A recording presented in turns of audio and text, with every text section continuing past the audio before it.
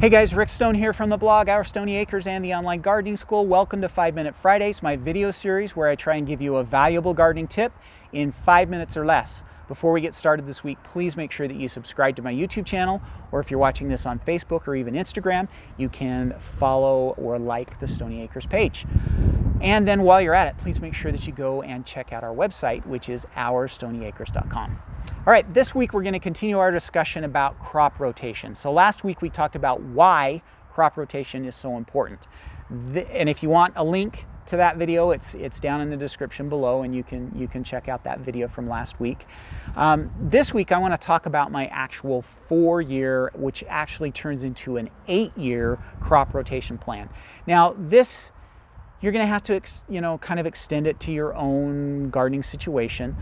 You can see this is a cutaway of our garden. We have 6 total beds, 2 of which are dedicated specifically to specific things. One is to raspberries, the other is has been strawberries, and now we grow only greens in this bed. And the reason why we don't rotate this bed is because it's right up against this wall and it only gets sun for about 3 months out of the year, and so there's not enough time for us to grow anything else. So this one kind of doesn't go through the rotation. So instead we have 4 beds that we rotate the bulk of our vegetable crops through.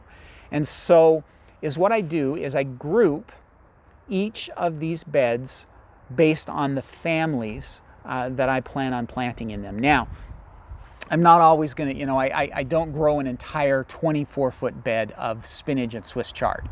So I'll have spinach and Swiss chard and lettuce and, other things like that in those beds.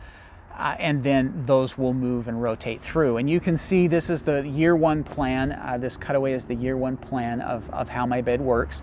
And then each year we just move the main bed one, and the other one drops down to the bottom of the list, and we move up. And so every bed of my 4 beds sees the same crops every 4th year. So it gets 3 years off, and it has a 4th year where that crop is actually in the bed. Now, because we have these big long beds, in a lot of cases, I can also flop the beds. So if I'm growing tomatoes, we usually grow about 10 to 12 tomato plants a year. That takes up roughly half of a 24-foot bed. So the next time that we come to the tomato rotation, it actually gets flopped to the other side of the bed. So that bed, actually that specific spot, doesn't see tomatoes for 6 years instead of just 3 years.